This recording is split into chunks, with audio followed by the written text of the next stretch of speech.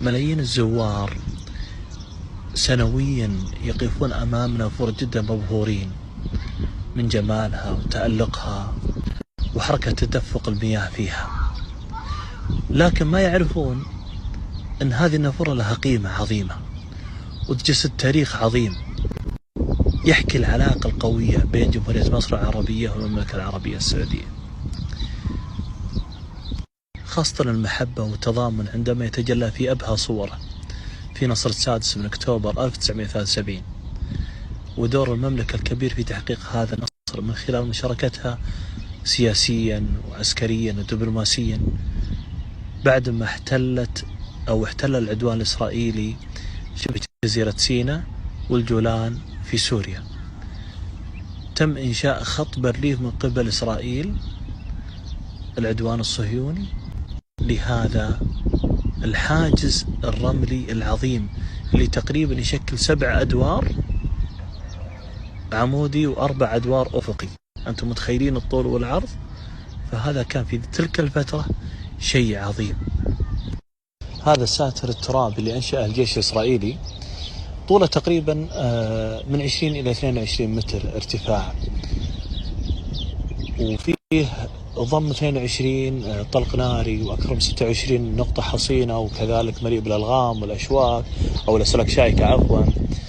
فكم محرج جدا للجيش المصري، وكذلك كلف تقريبا حوالي 400 مليون دولار، يعني مبلغ ضخم في تلك الفترة. أصبح أقوى خط دفاعي عرفه التاريخ، وأطلق عليه اسم بارليف نسبة إلى رئيس الأركان الإسرائيلي الذي اقترح هذه الفكرة، اسمه حايم بارليف. ضد الخناق على الحكومة المصرية ومما أوقعها في حرج، مما دعاها لطلب العون من الملك فيصل الله يرحمه، وما للشدائد والله إلا له.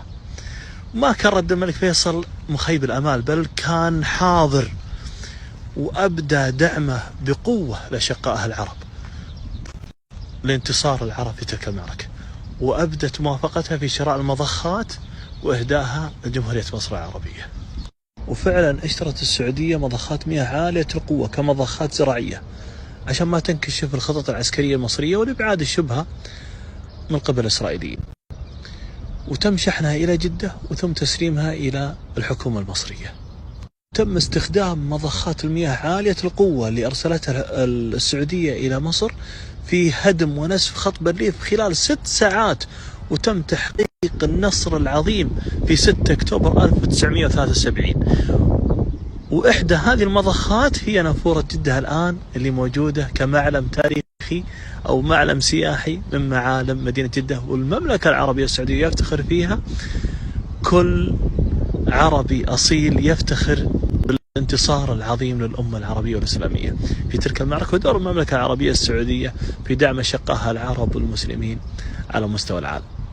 1980 أهدى الملك فهد بن عبد العزيز لأهالي جدة تلك النافورة اللي أصبحت ليست معلم سياحيا فقط، بل شاهد على التاريخ وشاهد على دعم المملكة العربية السعودية للأشقاء العرب، وذلك الانتصار العظيم في 6 أكتوبر 1973 ودور المملكة العربية السعودية التاريخي في تلك الحرب.